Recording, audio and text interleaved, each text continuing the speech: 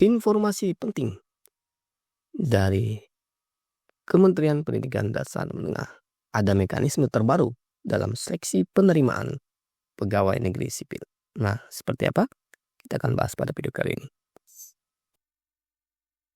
Sebelum melanjutkan menonton video ini, silakan subscribe channel ini karena setiap bulannya kami akan memberikan bonus pulsa sebesar Rp100.000 untuk satu orang jika channel ini sudah mencapai 100.000 subscribe. Baik Bapak Ibu, Assalamualaikum warahmatullahi wabarakatuh. Bapak Ibu guru yang kami hormati, pada video kali ini kita akan memberikan informasi tentang mekanisme terbaru seleksi pegawai pemerintah dengan perjanjian kerja di tahun 2025 ini. Itu akan berubah Bapak Ibu. Honorer itu akan ditiadakan. Benarkah seperti itu?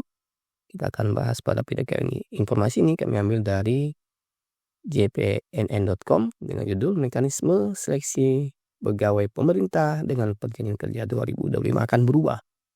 Honorer akan ditiadakan. Nah Bapak Ibu, mekanisme seleksi pegawai pemerintah dengan perjanjian kerja tahun 2025 itu akan berubah. Itu sebabnya pemerintah berupaya menyelesaikan penataan honorer melalui jalur pengangkatan pegawai pemerintah dengan perjanjian kerja maupun paruh waktu. Kementerian Pendidikan Dasar dan Menengah, Kemdikdasmen pun menggencarkan program pendidikan profesi guru atau PPG. Nah, menurut Direktur Jenderal Guru, Tenaga Kependidikan dan Pendidikan Guru, Dirjen GTK dan PG, Bu Profesor Nono Suryani, nanti honorer yang ada di database Badan Kepegawaian Negara atau BKN itu akan diselesaikan sesuai dengan Kementerian Pan-RB nomor 348 tahun 2024. Nah, untuk honorer yang tidak ada di database BKN itu akan ada mekanisme lain yang sedang didiskusikan dengan Panselnas ya. Kata Bu Dirjen, kami berkomitmen mencari solusi bagi teman-teman guru honorer yang belum terakomodasi di seleksi pegawai pemerintah dengan perjanjian kerja 2024 tahap 1. Namun kata beliau, semua tergantung skenario dari Kementerian Pan-RB. Nah, apakah sisa R1 atau P1 masih tetap diprioritaskan pada seleksi pegawai pemerintah dengan perjanjian kerja tahun 2025?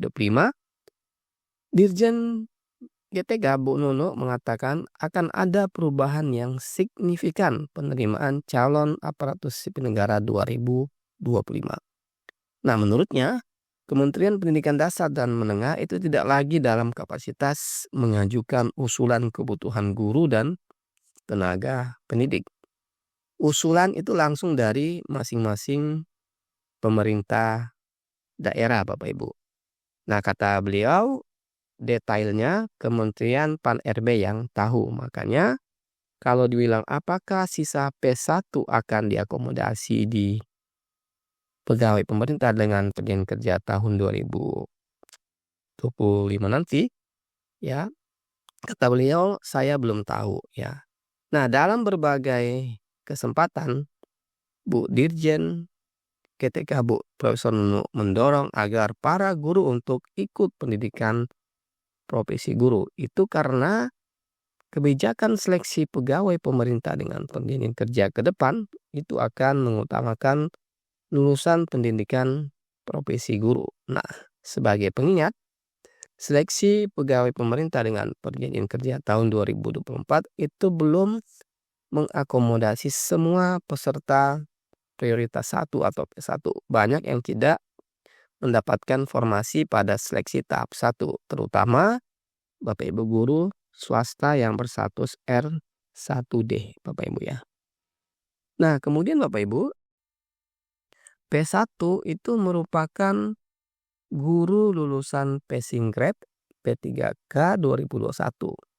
Kemudian R1D adalah guru prioritas P1 dari sekolah swasta.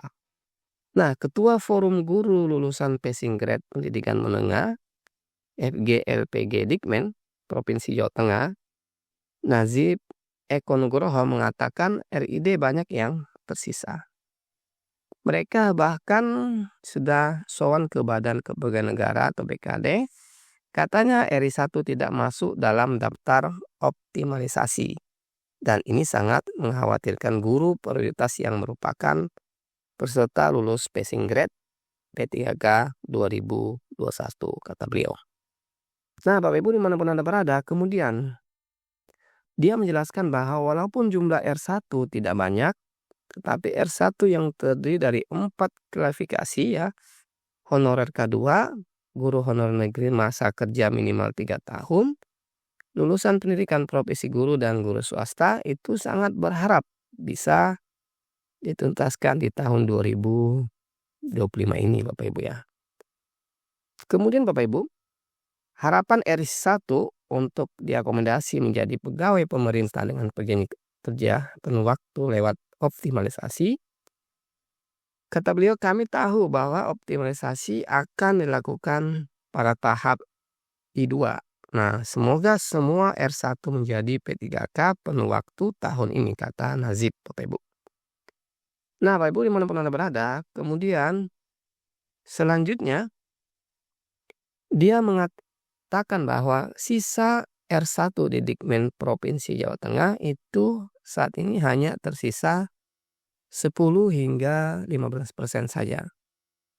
Tentu banyak harapan yang digantungkan kepada pemerintah agar sisa R1 itu bisa dituntaskan dengan adanya optimalisasi nanti ya Bapak Ibu. Kemudian sementara itu PLT Karohumas Hukum dan Kerjasama Badan Kepegawaian Negara BKN Muhammad Ridwan menyampaikan istilah P1 jangan dipakai lagi berdasarkan Kementerian PAN-RB 348 tahun 2024 disebut adalah pelamar prioritas Bapak Ibu. Nah Bapak Ibu, demikian informasi tentang mekanisme seleksi P3K 2024 yang terbaru yang mudah-mudahan Bapak Ibu yang saat ini belum juga diangkat menjadi P3K bisa diangkat menjadi P3K di tahun 2025. Terima kasih sudah menonton Bapak Ibu. Kita akhiri.